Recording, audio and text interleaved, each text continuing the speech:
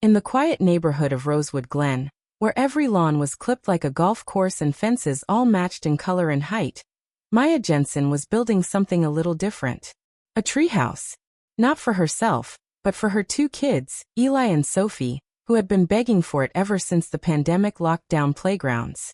It was small, homemade, and full of love, just a weekend project between Maya, some neighbors, and leftover wood.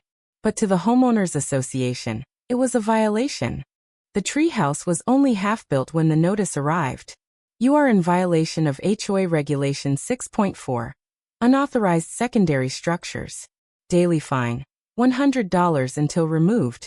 Enforcement begins immediately. Maya was stunned. She had lived in Rosewood Glen for 6 years, paid her dues, never had an issue. A treehouse? Was this really worth $100 per day?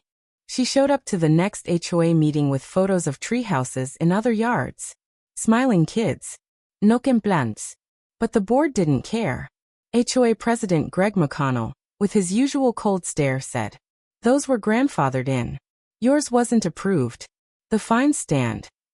When Maya asked where the fine money actually went, Greg's answer was vague. General maintenance. Landscaping. Security.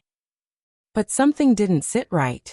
2 weeks in, the fines had reached $1,400. Her husband begged her to take it down. But Maya wasn't just fighting for a treehouse now. She was fighting a principle. And she had a plan. Maya requested a full copy of the HOA financials, which under state law, she was entitled to as a dues-paying resident. At first, they ignored her, then delayed her. She kept pushing. When the documents finally arrived, they were a mess of poorly scanned PDFs, handwritten notes, and incomplete categories. But Maya was an accountant. She lived for messy numbers. She started seeing red flags. Thousands of dollars paid to a company called GLM Solutions, listed as landscape consultation. Another $25,000 paid to Cedar Point Security. Yet the neighborhood had no visible security.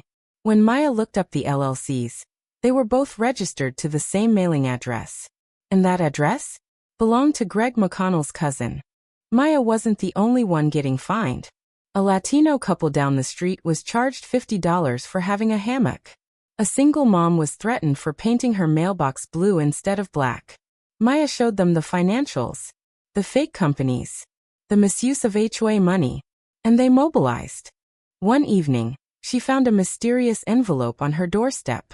Inside, screenshots of emails between Greg McConnell and a contractor. Inflate the invoice.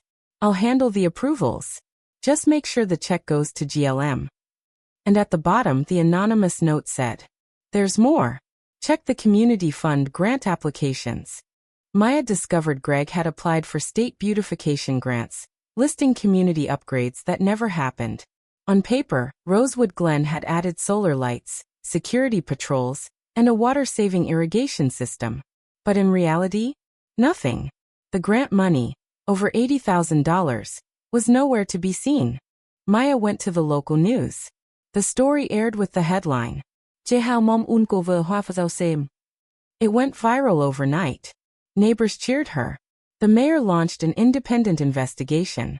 The state froze all HOA accounts. Greg McConnell? He tried to resign, but it was too late.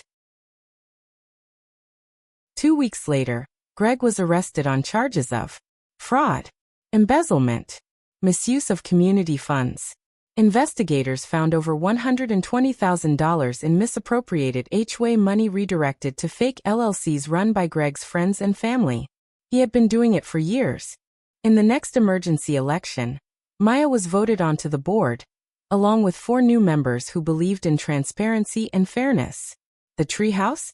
It was now fully approved and became the symbol of the neighborhood's transformation.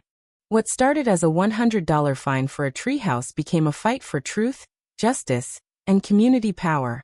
Maya didn't just protect her kids' dreams, she protected everyone's. Because when people abuse power, sometimes all it takes is a mom with a ladder and a purpose to bring it crashing down.